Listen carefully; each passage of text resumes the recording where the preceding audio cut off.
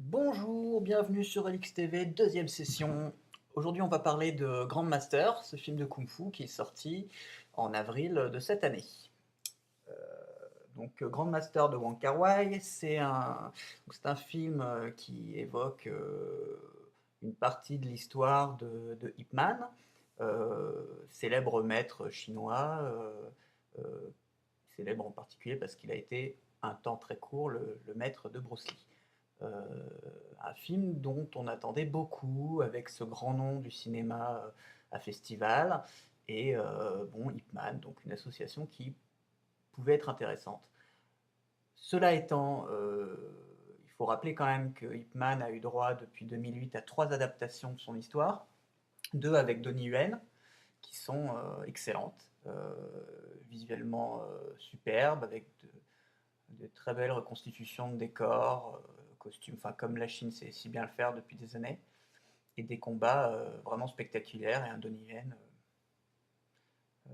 parfait. Un acteur d'ailleurs qui a vraiment gagné à vieillir. Aujourd'hui, il arrive vraiment à être très crédible.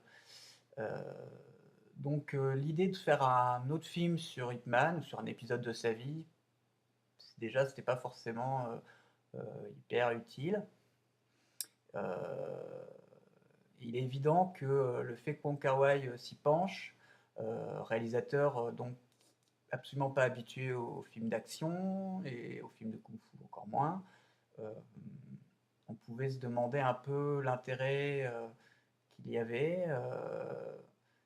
Alors, quelle était la plus-value concrètement de Wong Kar-wai sur un sujet pareil?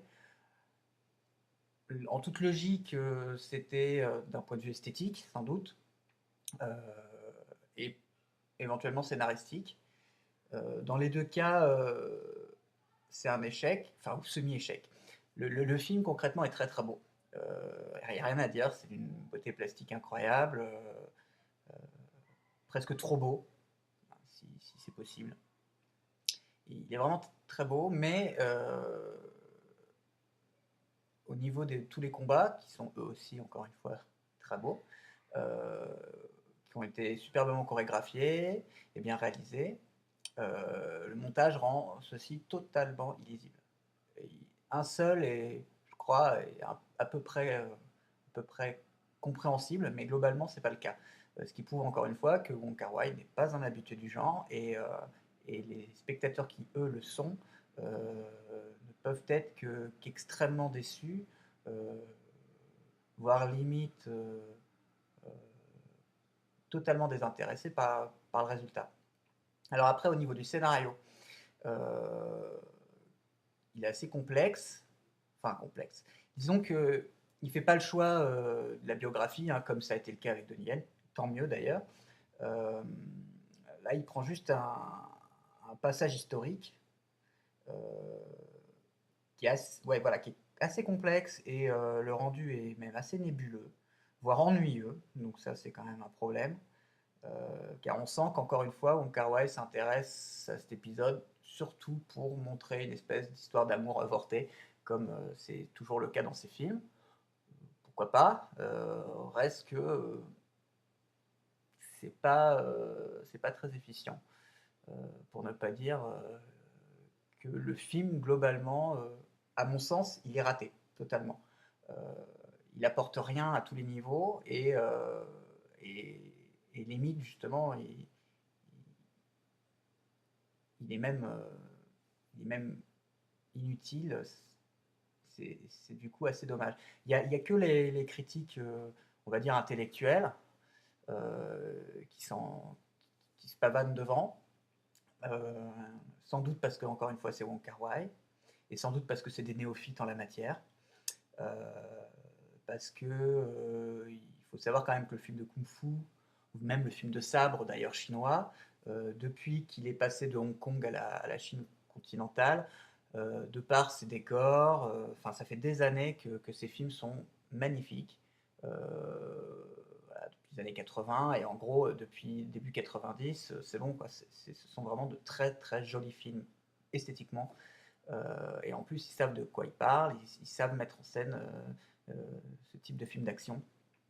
Et ils savent aussi que ce type de film, on rentre quand même dans un espèce de schéma au niveau du scénar qui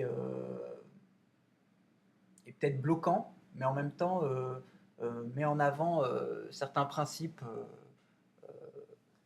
des arts martiaux qui me paraît quand même important quand on en parle.